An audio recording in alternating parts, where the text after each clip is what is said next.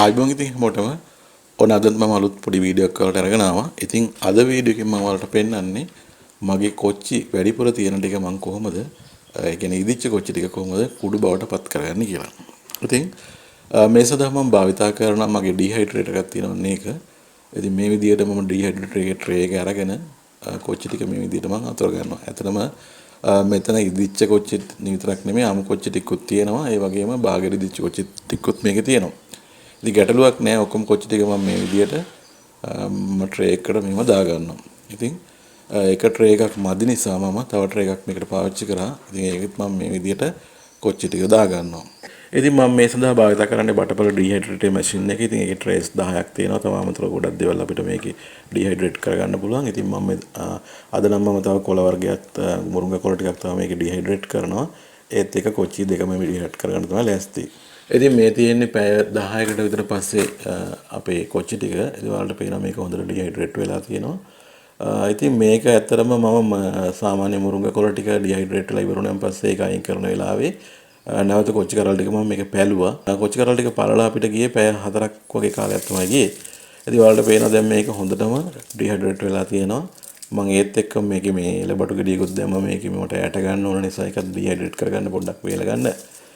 ඉතින් ඒක මම ඉවත් කරා මේ විදියට. දැන් අපි කොච්චි ටික මේ විදියට ඉවත් කරගමු. ඉතින් ඔයාලට පේනවා හොඳටම සුපිරියටම වෙල්ලා තියෙන්නේ. දැන් අපිට හරි ලේසියෙන් මේක කුඩු කරගන්න පුළුවන්. ඉතින් මේක අපි දැම්මම කුඩු කරගන්න නැත්නම් මේක අර තෙත නැවත ජල වාෂ්පයකට ඉරුවෙන් පස්සේ කුඩු කරගන්න අමාරුයි. ඒ හින්දා මම මේ වෙලාවේ මම මේක පොඩි ග්‍රයින්ඩර් එකක් තියෙනවා මගේ.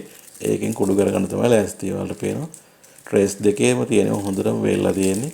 අතරම දැන් මේකේ අපි නැටි ටික මුලින්ම ඉවත් කරන්න ඕනේ. මොකද මේ නැටිත් එක්ක තිබ්බත් ගැටලුවක් නැහැ. ඉතින් මම වඩා වැඩි හොඳට නැටි ටිකත් ඉවත් කරන්න කියලා තමයි බැලුවේ. ඉතින් අපි ඔක්කොගේම නැටි ටික මේ විදිහට කඩා ගන්නවා.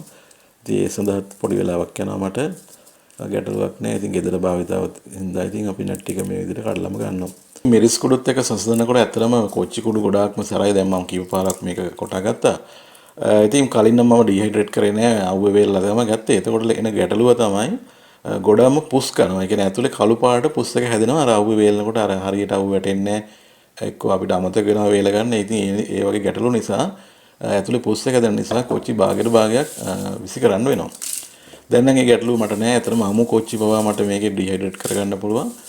ඉතින් අපි මේ විදියට කොච්චි ටික දැන් නැටි ටික කඩලා ඉවරයි. ඉතින් අපි මේව පොඩි ග්‍රයින්ඩර් එකක් මං ගාව තියෙනවා. ඉතින් ඒකට මම මේ විදියට දා ගන්නවා. ඇතර මේ ඔක්කොම එකපාර දාගන්න බැරි නිසා මම දෙපාරකට මට මේක කොටන්න වෙනවා. ඉතින් ওই විදිහට මම පොඩ්ඩක් ග්‍රයින්ඩර් එකට දාගෙන ඒක පොඩ්ඩක් වැඩි වගේ නිසා අප පොඩ්ඩක් අයින් කරනවා. ඉතින් මේ විදිහට ග්‍රයින්ඩර් එකට දාලා අපි මූඩිය වහගෙන දැන් මම කොටාගෙන එන්නම් මේක. හරි. මේ තියෙන්නේ පොඩ්ඩක් එකපාරක් කොටාගෙන ආවන් පස්සේ දැන් අපිට පේනවා ඊට පස්සේ දැන් අපිට ඊටු ටිකක් දාලා සම්පූර්ණ මේක කොටා ගන්න පුළුවන්. ඉතින් මේකේ ඇට ටිකත් අපි දා ගන්න ඕනේ. ඇට ටිකත් හොඳ සැරට තියෙනවා. ඉතින් ඒ නිසා ඒකත් කොලේ තියෙන ටික ඔක්කොම මේ විදිහට මේකට දා ගන්නවා.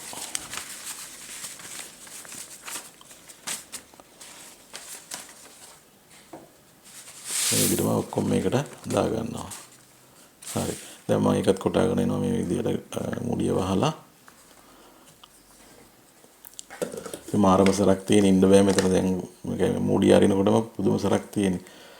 ඉතින් ඔන්න දැන් මම සම්පූර්ණ මේක කොටා ගත්තා. ඉතින් ඇත්තටම කුඩු වෙන්න මේක කොටා ගත්තේ නෑ මම. දැන් මේක අරිනකොට ඉන්න බෑ මෙතන මාරම ඉතින් මේක අරිනකොට මාරම සරක් තියෙන වලට පේනවා දැන් මේ විදිහට කොච්චි ටික මේ විදිහට පවුඩර් බවට පත් වෙලා තියෙන සම්පූර්ණ පවුඩර් කරේ නෑ.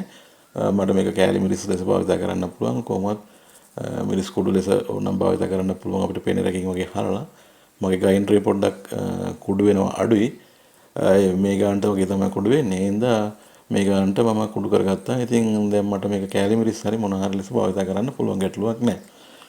ඉතින් ඔයාලටත් පුළුවන් මේ වගේ ඒවලයි ගෙදර ඉතුරු වෙන දේවල් තියෙනවා නම් අන්න ඒවා ඩිහයිඩ්‍රේට් කරන ඩිහයිඩ්‍රේටර් එකක් අපිට ගෙදර හදා ගන්නත් පුළුවන්.